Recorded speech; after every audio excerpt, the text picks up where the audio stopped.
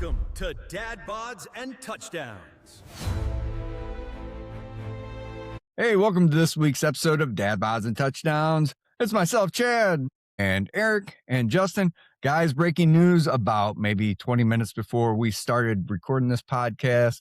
Max Crosby is now officially going to be a Baltimore Raven. The Ravens gave up 2 first-round picks, this year's first-round draft pick and next year's first-round draft pick.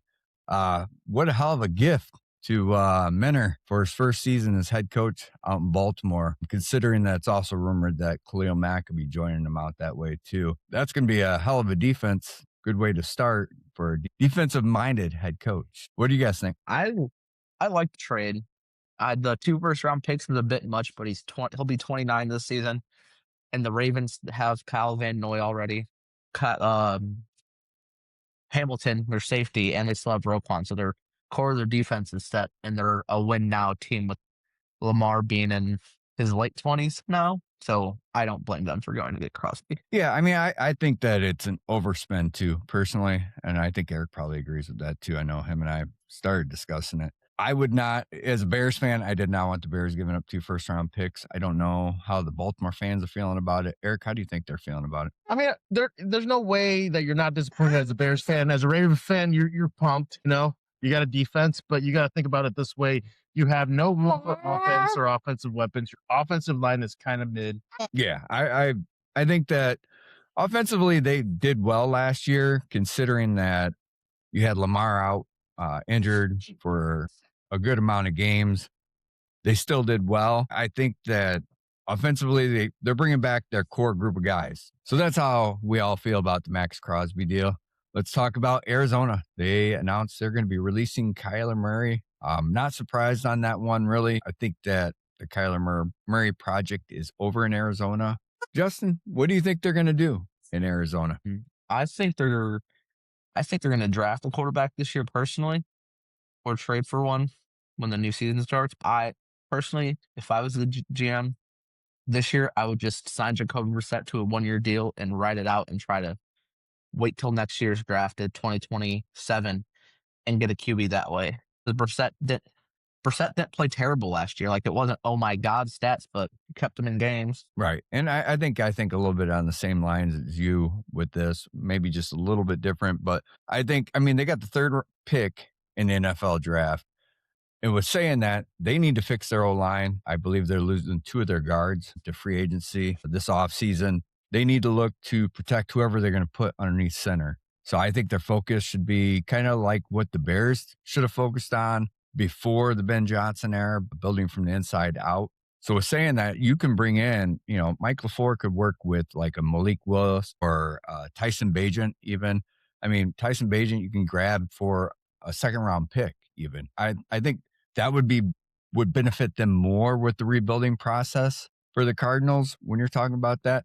Eric, what do you think would be the right move for Arizona, considering they don't have a starting quarterback currently? I mean, like you guys already said, recent Brissett. I was thinking like a Garoppolo. He has some experience with the LaFleur offense. But they are saving like, what was it, $36.8 million. So that's a good chunk of change. So they'll have some cap space.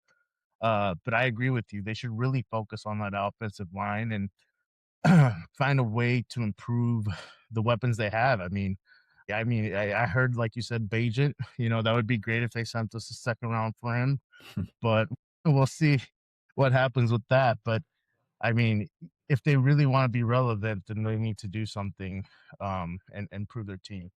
Right. And guys, I mean, if they use a draft pick on a quarterback this season or through the 2026 draft, really this draft class is not very strong at the quarterback role. I think you said the right thing, Justin, when you're talking about 2027. I think that draft class is going to be a better quarterback draft class. So I think it'd definitely be more beneficial for them going into 2027 to look to draft there versus 2026. Yeah. All right, guys, another quarterback situation. Justin, you kind of threw this one out as a topic, and I agree. I liked it when you threw it out there.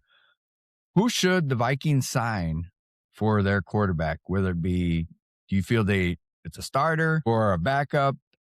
Eric, what do you think they need to do in Minnesota? I mean, O'Connell has a way to improve quarterback play. We were just talking about this guy. What if they go get Kyler Murray or something, and give him a chance and give him a new chance in a good offense with some good weapons. I would enjoy that. He would be cheap. Obviously there's the go get Kirk Cousins, but he's 37 and, torn Achilles, but usually the second year is better than the first year with that kind of injury. It's hard to say, but I mean, I'm hearing that they want to trade JJ too, so we'll see what they can do with that. Yeah. Justin, what do you think the best thing for them to do in Minnesota? I think there's a few options. But mine is what Eric said. Literally, I think they should go after Kyler Murray. Sign him to a 1 year vet, not a minimum deal, but like a 1 year, $2 million a prove it deal because he's already getting paid money by Arizona guaranteed. And Kevin O'Connell knows how to get the best out of quarterbacks. That's the route I would go. I would say they should trade for Mac Jones, but they don't have a first round pick this year. And they don't have a lot of draft picks to even give up a second or a third. The Vikings need all their picks. So I would go Kyler Murray, or if he signs with someone else, bring him back Kirk Cousins because Justin Jefferson likes him. He knows the system, and he's second year off the Achilles injury, so he will be able to move a little bit. Yeah. My mindset's a little different from both of your guys' as far as what they should be doing. I still believe that JJ McCarthy is their guy. They have to give him that opportunity. I think you bring in Kirk Cousins. I think you both hit it on the head with that one. You use him basically for his development, JJ's development, for his approach to the NFL game. I mean, obviously, JJ's got some struggles, not just staying healthy, but also his approach to the game. He has talent. Just somebody has, you have a great, like you guys said, O'Connell's great with quarterbacks, but when you have a quarterback that has been injured as much as he has, the development needs to happen a little bit faster. And I think adding Kirk Cousins to that mix, not only are you giving him that veteran leadership there in the quarterback room to help JJ, but you're also, if JJ gets hurt, you have that quarterback that knows the system very well. And listen, guys, I think they give up on JJ in his third season based upon the injuries he's had. I think that's not speaking very highly of the Minnesota team itself as far as the ownership or the GM. Obviously, they fired their GM, so we know how we know what the process of the GM is. Kevin But I'm O'Connell just didn't saying, want McCarthy, I don't think. but this is the thing: if you have a quarterback that his whole rookie year he doesn't play, and then I believe he played 9 games last year because of injury, you got to give him one more year. And I think you got to give him a veteran leadership in that room to help him develop. And you guys are right. You know what? If it comes down to where he doesn't do anything his third season, then you need to look somewhere else because you're right. Kevin O'Connell is a great quarterback coach, but you got to give the guy the opportunity. Just my opinion. And also, Kyler Murray's not the guy. He's not the guy. You guys all know that. He doesn't study film. He doesn't do anything. I think if anything, he might drive O'Connell nuts. It's not understanding or getting with the program. Just my opinion. So, all right, guys, let's talk about the big trade that the Bears pulled so far this week. One of them, I should say. They sent DJ Moore to the Buffalo Bills. The Buffalo Bills obviously get a solid and durable number 1 wide receiver who's never missed an NFL game in his career. The Bears managed to save $16.5 million by trading him away.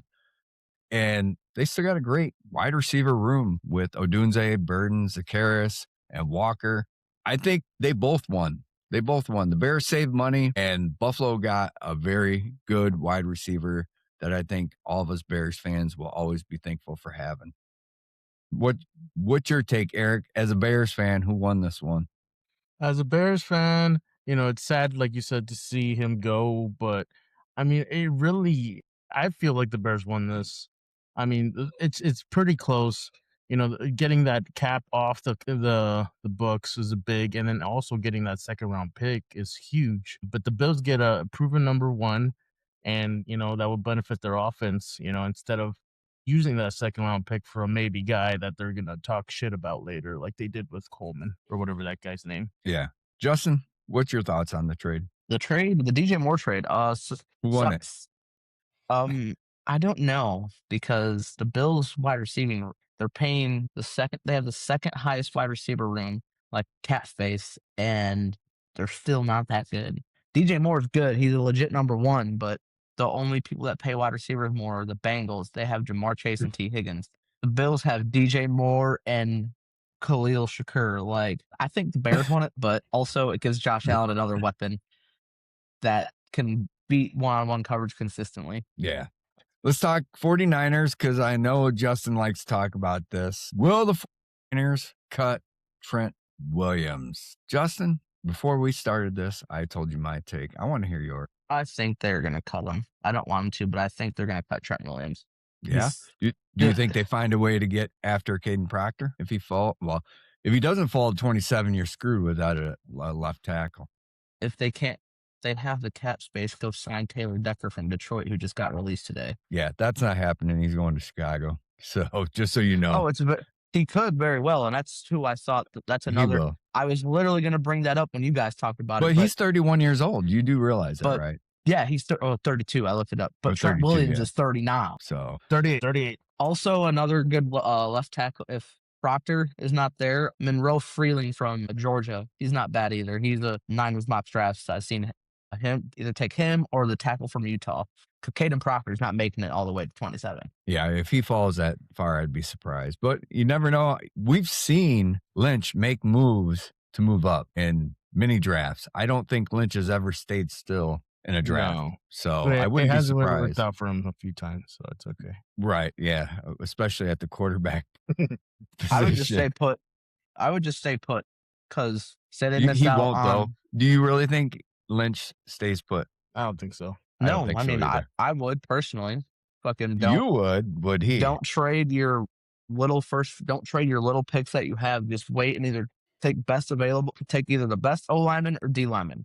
That's what you So while we're recording this, let's go on record. Eric and I both say that he doesn't stay at 27. He moves up. I don't. And Justin's saying he stays. No, I'm not saying he stays. I think he should stay. You can't hedge it. Pick a side. No hedging.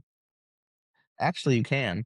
Stop hedging. No. All right. Well, hey, I will tell you, I think that if they can get Proctor by chance, they need to release him. I think if not, you try to rework his contract a little bit. You've got to have that security there at that left tackle because your quarterback cannot stay healthy the way it is. So he will be in trouble next season if not, and you're not getting Decker. I was going to say, you need a good left tackle, especially Brock can move a little bit, but you need to be able to run the ball. Yeah, he can't move like fucking Williams or Jaden Daniels. Not at all.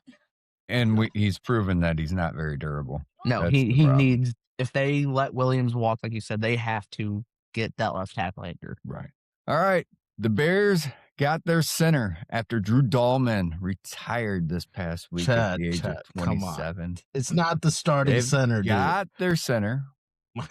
They trade a 2027 fifth round pick for Garrett Bradbury from the Patriots. All right, let me tell you, Eric, this is why I say this is their starting center. All right. First of all, he just signed a 2-year contract. It's only a $12 million contract. It's a very, very soft contract. It's very affordable to the Bears. The Bears aren't going to run out and sign any center after going out and trading for this guy. They have no intention on doing that. And I don't think they'll draft one. The guy had 0 penalties on him last year. He gave up 0 sacks. Now, I will say he gave up 2 sacks in the postseason. He did do that. But 0 sacks, 0 penalties. That's the kind of guy that is a Ben Johnson guy. Am I wrong? I mean, I sent you the picture. He's ranked bottom 30 on everything. I don't care what he's ranked, but when if you have 0 penalties and you give up 0 sacks and you start all 17 games, and it was like over 900 snaps that he did not give up a sack or take a penalty. Not just that, his veteran leadership, because he is older. All right. And he was roommates with Joe Thuney. Yeah. I mean, I feel like that's the thing that's going for him. They're both like they have that kind of. You say that, but let me ask you this: he's also played right and left guard before, right? So if you have a situation where he goes down, Newman's taken snaps at center before, so you have Luke Newman that can back him up if you have to move him to right or left guard. It was a great trade. I like the trade. I'm not saying no, but he's not going to be our starting. I'm telling you right now, he's not going to be the long-term starter for us. He might start a few weeks if we draft somebody, but he's not going to be our full-term starting center. I'm sorry, Chad. I'm going on record. He will start all 17 games for the Bears this season. That's wrong. Unless he gets injured. You're wrong. Why, Eric? Why wouldn't he? He wasn't as good as Drew Dahlman, but no penalties. He's only has, I think, 1 or 2 years left on his deal. But Don't waste a fucking draft pick on a young center. So you're telling me you're not going to draft somebody that can replace him when he is 30 That's what years Luke old? Newman was supposed to do. Luke Newman is a solid guard. He hasn't really Just played saying. center. I know he's been working at center, but like I said, I think he's a depth piece where he could play, like you said, guard and center. He's cheap. He's a veteran. He knows, like you said, Tooney. I just don't think he's the long-term solution for the center position. No, I'm not saying not. he's long He's term. this I'm year's saying he's this solution, year's is solution. what he's yeah. saying. Yeah. No, I don't think he's even this year's solution. Because you got to keep in mind, next season, Jonah Jackson's gone. Jackson. Or right guard. Yep, he'll be gone. He was on a 2-year deal. So is Tooney. Tooney's Yeah. old, though. He might retire. So is Jackson. Yeah, So is Jackson's Jackson. turning 31. But And they have to pay Sewell, or not Sewell. If he does good this year again, they have to pay Darnell Wright. Yeah, well, either that That's or they scary, give him the man. You're not fifth-year letting Darnell option. Wright go anywhere. No, he's not leaving. He's No. Yeah, he's And Taylor Decker's young enough that they could sign him to a 3-year deal, 4-year I mean, deal. I and he think could play at a good level Trapillo. still. I think So- Trapillo. They're just gonna wait out Trapillo and give him his 3rd year. He's not gonna play this year, so they need But somebody anyway, to come in. I mean, they got $32 million right now before restructuring any contracts, Eric. It's 32 $44 million above right now. 44. Last time I checked. Yeah, No, 44 well, now. Well, now they just came out and announced Tremaine Edmonds officially. I was going off of what they've actually done. And that's before they restructure anybody. Yeah, they can still restructure like 4 people. And they're going to trade away Bagent, which is another $6 million. So I mean, there's a lot of room And to. I wouldn't be surprised to see Cole Kmet gone and traded. I don't think so. I wouldn't be surprised. They love him as that second tight end. He's not going anywhere. I wouldn't be surprised. I think maybe extend him and make him cheaper long term, but I don't think. Why would you Just- extend him when you can draft a tight end or Because he knows sign the a veteran tight end? He who knows would the be does just the same as offense. well. thing. He knows the offense, and he's good at what he does. He does everything. He's supposed to be a He blocking dropped a lot tight of end. balls He's this past He year. blocked. You see, what do you mean? He's been one-on-one with Carter and blocked him fine. There's been plenty of times. I mean, yes, he's lost, but he does what he needs Carter to do. was hurt, dude. Carter was hurt. That's well written now. Whatever. Get him out of town. Whatever. Let him You're just crazy. pause the DeAndre period. Swift will probably be gone before the season ends or Yep. start. I don't I know. think I could see that more than Kmet. Yeah. I think Kmet stays. did the All right. Bears make a move to go after ETN from Jacksonville for you two? I don't I know. heard I'll they tell had you what my interest. moves would be here in a minute when we do Yeah, our they had armchair. interest. All right, let's get into our armchair GM real quick because I'll tell you what I'm going to do. Then Eric, you can tell me what you would do if you would do anything different. All right. If I'm the armchair GM, I'm Ryan Poles. I'm going to definitely shop Bagent and get that 2nd round pick for him. He's going to get it. He's either going to get it from, I'm guessing, either Arizona or the Jets. I wouldn't be Yeah. surprised to see the Jets go after him. They need a quarterback. And like I said, the 2026 draft is not strong on quarterbacks. The next thing I would do is I'd go out and sign Taylor Decker at least to a 2-year deal. You've got the money. Secure up your O-line. If you put him at left tackle, you're going to. And I know you're sold on Hendrickson. I'm not. I say you go out and you sign Oweh, who was with the Chargers, who had 7.5 sacks last year. Sign him to a 2-year deal. I mean, that makes sense to me, right? And then you can go after Banks, hopefully from Florida, if he's there. So you got a nice defensive tackle there. And then last but not least, if you get that 2nd rounder from the Jets or from Arizona, you go out and you get Kilgore at safety out of South Carolina. Dude's a ball hawk and he's fast as shit. That's what I would do if I'm Ryan Poles. Eric, what would you do if your name was Ryan Poles? Similar to you, we got those 2, hopefully 2nd round picks. There's a lot of defensive ends and defensive tackles that I would go after, like Folk or James Jr. But I do like Lions, just one of the defensive tackles for the Lions, believe is McNeil. He's solid in the middle, and I would also get Hendricks. I know you don't like Hendricks, but he has the highest. He's just proven that he can get double-digit sacks. I know you Oweh like was the. nasty when he hit. I know There you go. he's been okay, but he had one good year, and I don't know. So I just want to go with the proven. But he's also 27 years old. He's still got Yes, a lot of I time. he has the youth, but I want proven commodities, and the biggest thing is getting that center position. I know you said you don't think we're out of it, but with all this money, I think we still got a chance to get him. If we didn't get Max Crosby, then that was my top priority to get Linderbaum. So Linderbaum's going to San Diego, from my understanding. no, San Diego already got somebody else. They signed the center from the Commanders. Commanders. Oh, okay. Oh, yeah, that's right. That's who it was. And it was almost a friendly deal was the too. other It wasn't. They paid him a friendly deal. It wasn't overly expensive. Yeah. So I just don't think. I think Taylor goes to the Bears. That's my number one priority. After that, maybe get Byard, but Byard wants too much money from what I hear. So it's going to be hard to get that secondary fixed without drafting them in those. But you can afford them if picks. you sign an edge rusher like Owe. Yes, but I'm not overpaying for what he wants. Yes, he had the highest interceptions, but I'm not paying him. Would you sign him or Brisker? You got to sign one of them. Let one of them walk and sign you one gotta of them and sign bring one. back. You got to bring back C.J. Gardner-Johnson. Yeah, I'd rather get C.J. Gardner-Johnson and put him in the back than any. No, he's slower than Brisker by far.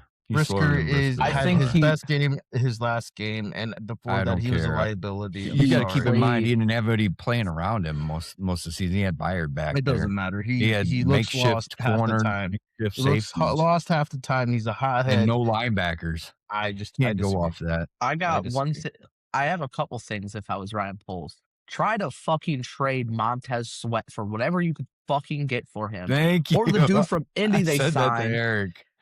I said that to Eric. And then and I promise you, Eric, I've never said that to Justin. They're restructuring that. That's fine. Even though he had the short arm, his arms were shorter, so he's gonna fall from the first round. If they don't go secondary or offensive line in the first round, draft the fucking defensive end from Miami. He's gonna fall because his arm length is so short. No, he's gonna be gone.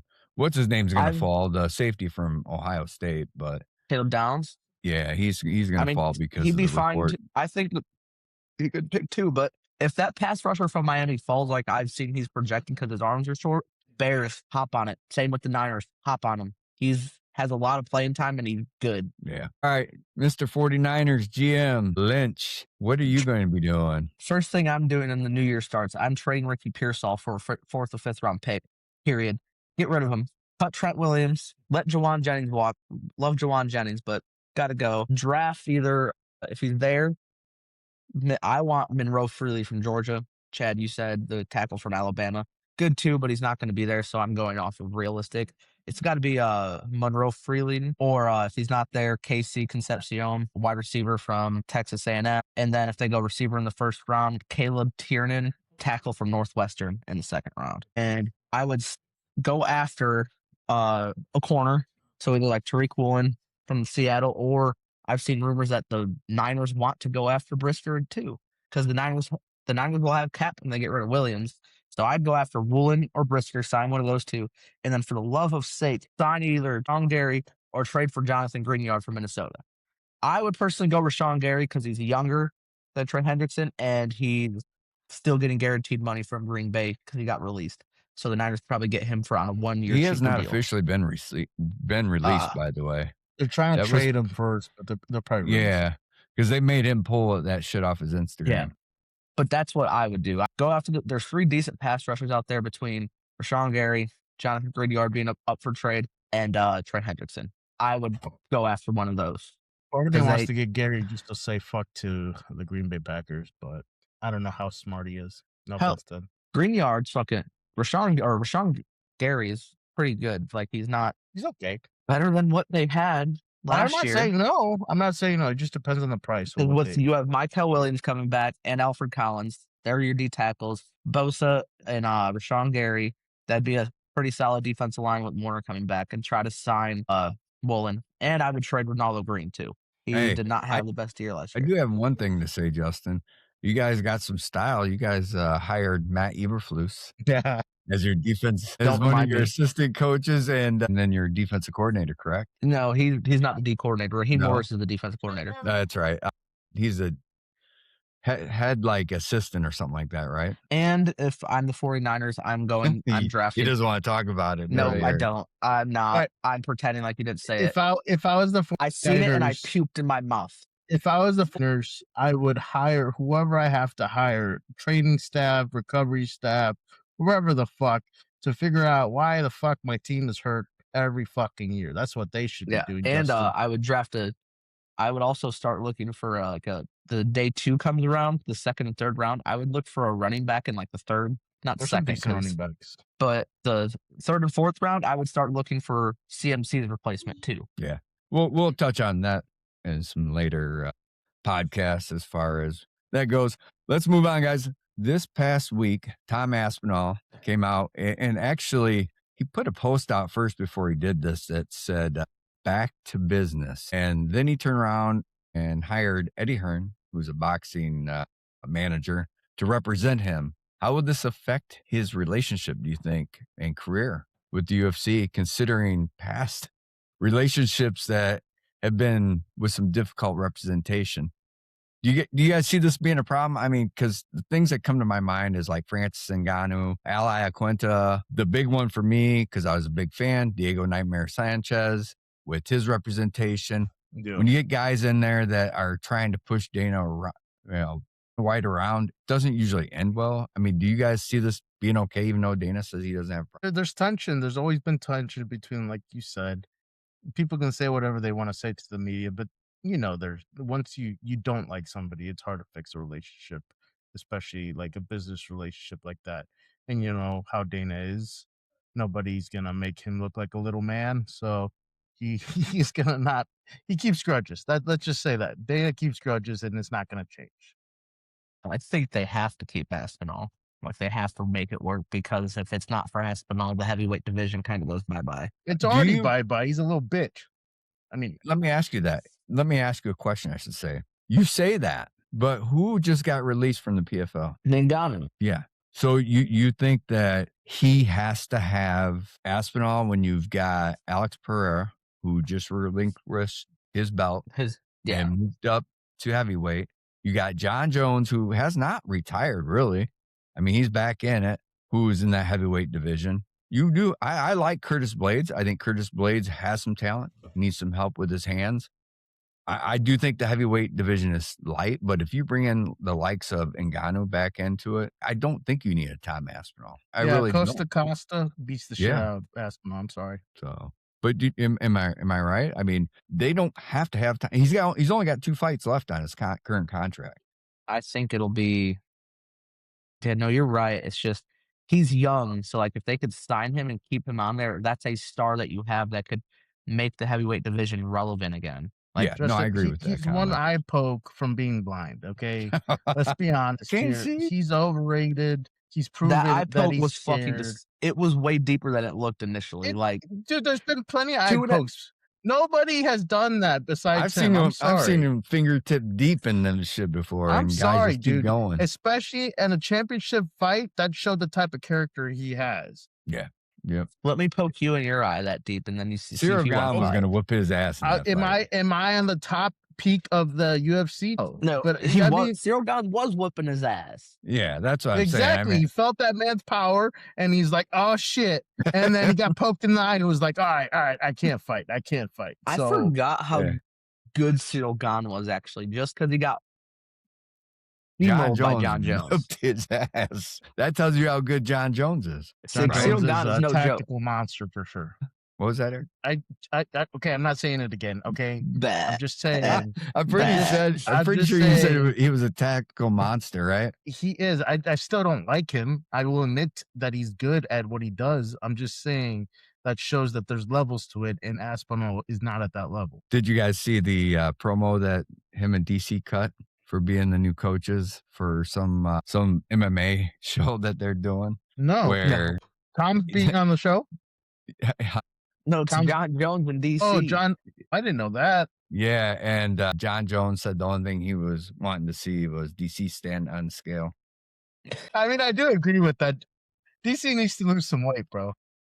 So it was kind of funny. They were giving each other shit. I know some of it is probably directed to try to hurt each other, but overall, you could tell they're also having fun with it. It was kind of So fun what, to like see. Ultimate Fighter kind of thing, or what? Yeah, I can't remember the name of it, to be honest with you. I'd have to look it up again. Maybe we'll cover a little bit of it next Yeah, week I'm gonna during have our to watch it. podcast and Yeah. do a little bit more. All right, guys, we got UFC 326 coming up this Saturday. Unfortunately, I will not be able to watch it. Well, fortunately, because I'm going to go take my grandson to go watch some monster trucks Saturday night. So, and have fun with that. But anyway, let's get on to our picks. Justin, you want to give us your picks real quick?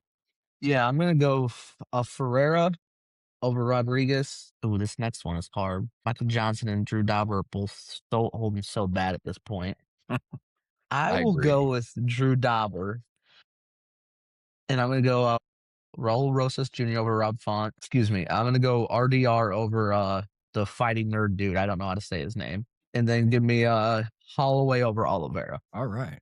Eric, what's your picks? I sent them just so I wouldn't forget. All right, we got Brandon Ferreira over what is his name? Was it RoboCop? Got Michael Johnson over Derby. Got Raul Rosas Chiwiwi over Font. Got Caio Berhol. How do you say his last name? Berhol? Yeah, Berhol over RDR. RDR showed me that he is not willing to put in the work because he looked soft last fight. They're both coming off really bad losses, but I think Calo has it. And then Max Holloway over Oliveira. All right. I got Rodriguez over Ferreira. I got Johnson over Dober. You said that it's a battle of two bad guys, but I don't know if you realize Johnson's coming off a 3-fight win streak right now. So I had to go with Johnson. He's got the momentum going with him. And last time I seen Drew Dober fight, he got dog walked. Good, yeah. I went with Chiwiwi over Font. Obviously, taking the younger fighter. Font is a dangerous man. I think that if he catches Rosas, if he keeps knock him out. I mean, if he keeps Raul at a distance too, he could fucking piece him up from the outside. Right, very that's easily. what I'm saying. Raul's Font's got some him. talent, but so does Chiwiwi. He's got the youth too. All right, I got RDR over Berhao. That's crazy. I just think what Eric doesn't realize is RDR came out and talked about he did have a severe injury. He did not get into it, but in his last fight, and that's why he looked like he did, and he's over it, and he's 100% healthy, and he's ready to roll this time. So, and a healthy RDR is a very dangerous one. We've seen it several times. And then I've got Holloway over Oliveira. Max is a beast. I mean, to beat him, you got to be on top of your game. And he's Oliveira, powerful at 55. Yeah, and Oliveira, you know what? I like both these fighters. I think they're both freaking fun fighters to watch. Dogs. Yeah, I've been a fan of both of them through their careers. I've seen them take some bad losses. Seen Oliveira lose to Cowboy Cerrone in a fight that I don't think he should have. Cerrone just out-grappled him and ended up submitting him. Holloway's not going to take him down. Holloway's going to stand up with him and bang. So we'll see if Oliveira can actually take Holloway down. You don't think that's crazy to say that the Cowboy was able to out-wrestle somebody? He was. That's what happened. I know, He submitted him. I would have never thought to say that. You know, that's the funny part. Yeah, because I actually took Oliveira in that fight. Yeah. I like Cowboy, but I'm like, no way. And yeah, and I was wrong. Oliveira's supposed to be a black belt in jiu-jitsu, and I don't know how he gets out wrestled by. It's fine. Whatever. By Cowboy. Yeah. All right. Real quick before we start locking this up, I want to talk about something. I know, Justin, you said you didn't get a chance to watch it. I want to talk about this real quick because I have really mixed feelings on this. Yeah, I know what you're going to say. Arman and Giorgio wrestled in Real American Freestyle 6 last Saturday. I know the sport needs some good publicity. I know it needs some stuff to really spice it up. I'm a purist when it comes to the sport. I like the sport and what it represents when it comes to discipline and when it comes to the hard work that a lot of these actual wrestlers put into what they do. And I realized Giorgio was a high school state champ in Ohio, but there's no place in the sport of wrestling for what happened Saturday night, in my opinion. He was clubbing. Giorgio was definitely clubbing Arman, without a doubt, but you don't straight up just start punching somebody once the match is over. I don't care what the case is. That's not discipline, and wrestling's built off discipline. I agree with Pat Downey. I agree with what Pat Downey said. I agree with what Pat Downey said. Good for Arman. See, I disagree. I mean, I don't like Giorgio. I don't like what he was doing there in the match. I can tell you that 100%. I do not like that. And I understand why Arman did what he did. like I said, when I watch the sport, I'm a purist with it. And if we seen that in the NCAA finals, what would we think? No, right. But it's not. It's the pros. You're going to have No, I know. that. I know. And you need that spice. I know. I get it. You got to make it spicy, as you guys say. It causes attention, and that's what it is. It got attention, and it's making people want to go buy real American beer. Hopefully, our soon sponsor. No. Hey, they got Real American Beer Zero now, too. Yeah. For guys like myself. Exactly. Light. So there you go. No, they have zero and they have light. Yeah, right. The other zero beers that that's what I'm saying. So we got to make some calls, Chad, so we get sponsored by your boy Colby Covington is their spokesman. Is it really? That's funny. Yeah. No, there was really good matches, but yeah, that one really took the mantle for everybody. Sterling looked good wrestling, by the way. Did you? He did. He looked really good. Like, Sterling was very good. Sterling's an underrated wrestler. I know he was a good wrestler in high school and college, but I'm just saying he just surprised me a little bit. Hey, I got one I want to throw out at you guys because I know you both know the sport. I know you know it very well. I don't know if you guys realize Dake is moving up in weight class when it comes to the Worlds and the Olympics and stuff like that. And he's actually moving up to where Nickel will be. So wouldn't it be nice to see Dake and Nickel wrestle at a Real American Freestyle event? I think that would be a fun That'd be match. Great. I think Dake wins that. Yeah, exactly. No, I don't. What? You're crazy. No, you're talking about a guy, a four-time NCAA Division I champ at 4 different weight classes. But Nickel fucking makes me eat my words anytime I doubt him. So no, one's doing MMA and the other one's just eating, drinking, wrestling still. So I'm sorry. Yeah, Dake is taking it. Yeah, but what I think that'd be a great matchup. I'd like to see it. It would be great. Who knows? I will say this. I know Cejudo at the end of RAF 6, he called out. Who was it that he called out? Armand? No. Darvishi? Dairu. Yeah. Yeah. Darvish Willie. Yeah. Darvish Willie, yeah. He called out Marab? Yeah, he called out Marab. Triple C called out Marab. Philly. There you go.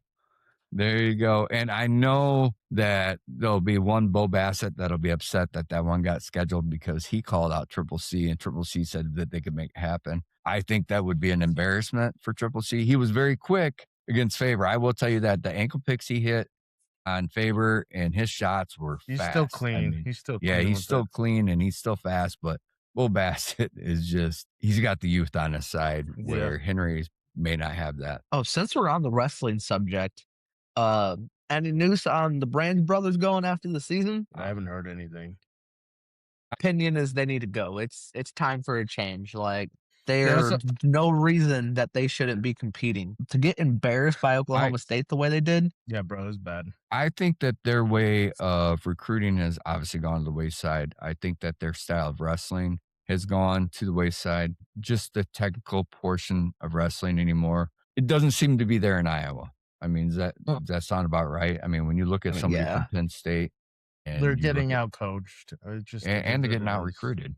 Yeah, they're getting out recruited. They literally lost Bill Bass, the best recruit since Spencer Lee was like, I will gladly go to Iowa, and they had to fuck it up. And look what's happened with Angelo right now. I mean, Angelo came out on fire, and I mean, I figured should have been the #1 ranked kid in the nation this year and is not. So I mean, the fact that they lost that kid, I know he did some weird stuff with the neck injury and stuff, but he was looking good.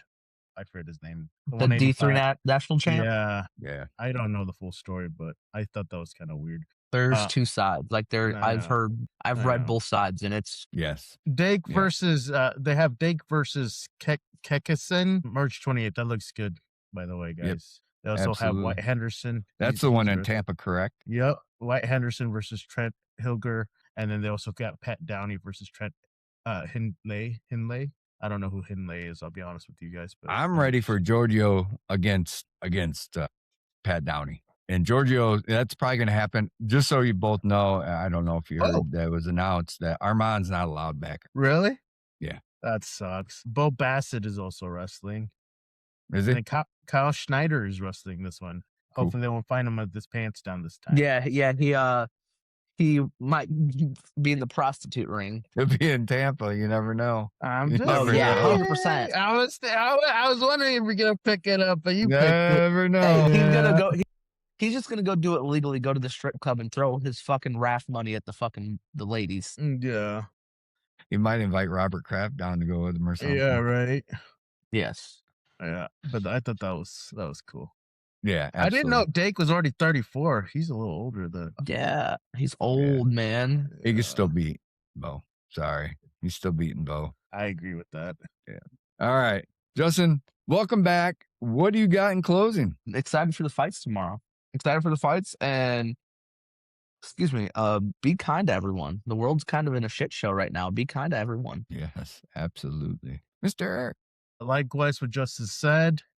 Let's all be happy family. The Bears will make some noise. Hopefully, here. What's the deadline? What's the free agency start? Monday or Tuesday, Chad? Monday. So expect a lot of notifications to tomorrow or today, or I'm sorry, Sunday. And I'm telling you, Chad, Taylor's coming to the Bears. I'm feeling it in my soul. I'm feeling it in my. I think so ballsack. too. I think Taylor is too. Taylor Decker will be a Chicago Bear. Not Decker. You know who I'm. Then okay, all right. We'll see though. They're making news. I'm excited. The Bears will make a splash. They will. I do think they'll make a splash. I agree with Yes, you, they but will. I don't think in that. Fair enough. All right. I agree with what both these guys said. This world needs a lot of kindness, needs a lot of love, and a sport that we love to watch that's so violent. This world is out violent tenfold. We need to be kind to each other and respect each other. There, put that nicely. Respect each other. I want to do a follow-up pod sometime this week, maybe Tuesday or Wednesday. We'll put it out. Quick podcast, just an update, free agent signings, and go from there. We appreciate everybody for watching. If you like what you hear, please like the video, subscribe to our channel. We appreciate any kind of support you can give us. Be kind to each other. We're out. Peace.